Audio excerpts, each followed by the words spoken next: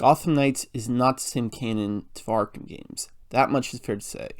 They clearly are doing their own thing, and meant to be interpreted as such. Now, there is the general mentality, but admittedly within the Arkham games, they aren't exactly terribly consistent with each other. All 4 of these games are meant to be in roughly the same canon, but there's notable differences within that make them feel a little different.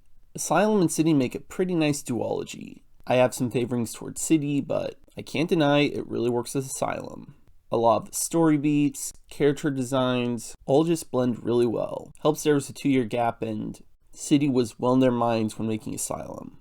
Now Arkham Knight, while being part of a trilogy, feels really different. Now there's a 4-year gap. Now the realistic textures sort of been bumped up. A lot of characterizations from Jim Gordon, Poison Ivy, Scarecrow, all just feel really different. Doesn't help I'm not a fan of some of the story-like elements in this game. You could sort of see them as connected. I kind of see Arkham Knight as more of its own dystopian thing. And then jump over to Arkham Origins, which it was one game not made by Rocksteady, along with visual differences and different characterizations like Knight. Batman and Joker are played by different actors. They do good jobs with the character, though I can't help but notice the difference in internal monologue.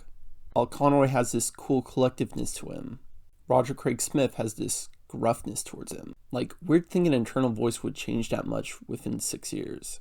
Honestly, there's lots of bits and pieces. In Origins' defense, there's some clever sort of lead-ins, like Joker impersonating Black Mask in Origins. And in City, it's worth note that Joker is running his steel mill. The fact this is Black Mask's steel mill isn't brought much attention within. So weirdly enough, this makes me think this was always sort of a script note from the original Rocksteady team. They did share notes and there's often a lot of overlap. Overall, while these games are quite different feeling, they all still have a similar cohesion with the Batman, Joker, Riddler collectibles, also a free flow system which is a breeze to use, while Gotham Knights doesn't quite have as much so. Now, I mentioned connecting Gotham Knights to the Arkham games, so here's how I see it. Think of Origins as a sneaker prequel to the Gotham Knights game, a sort of divergence within the Arkham timeline. How so? Well, it helps they're both developed by WB Montreal. I'd also like to think there's one difference within Arkham Origins, which led him to a different path which he would have been on leading to the Arkham game. And that one notable addition is the shock gloves. This tool makes a drastic difference within the game. Suddenly, when he's able to charge them up, he can punch through armored enemies, people with shields, tase at people. It gives him powerhood. Arkham Knight did refer to him relinquishing the shock gloves, but maybe they weren't effective as the Origins version. Maybe he didn't discover the possibility of bringing people back to life. Alfred's heart stopped and he doesn't know what to do. But then, the shock gloves. The acceptance of the shock gloves gives him power boost within the Justice League. Openness to other technical gizmos, so not entering Arkham Asylum with just batarang. Maybe even slightly nicer Bruce, which we got from Gotham Knights. This is all a stretch, but kind of funny to think of. Want to go for a few other parallels? Well, here's a fun one to think of. Arkham games don't provide a lot of choice options, but when they do, they are kind of interesting. Catwoman choosing to save Bruce or leaving him to die. Azrael attempting to take on Batman or not so much. Even more subtle ones like whether Robin counters, resulting in him getting scratched or not. And here's one really interesting one. Whether or not to save Ra's al Ghul.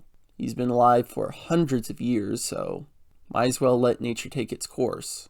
You can either give him the juice, let him be as spry as ever, or not so much. And guess who takes on Bruce within Gotham Knights? Ra's al Ghul himself. That thing's just kind of fun to think of.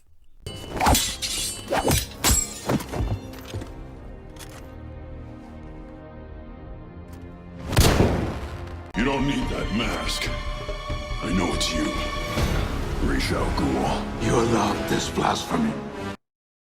Anyway, as far as connections go, they get more and more loose. Jason Todd in Arkham Knight and Gotham Knights. GK Jason's not as whiny as AK Jason. Breeze certainly is very different, but going off of Divergence Fury, maybe something happened during the Cold Cold Heart DLC, which dealt with his Nora situation sooner and resulted in the guy now. Tim's really different, but sums up with Arkham Knight Tim. Anyway, don't take connections too seriously. It's just sort of fun putting loosely associated puzzle pieces together. But hey, next time you play Arkham Origins, you get those shock gloves, feel how much easier it makes your combat, you can kind of think, this could be Batman going on a diverging path, huh?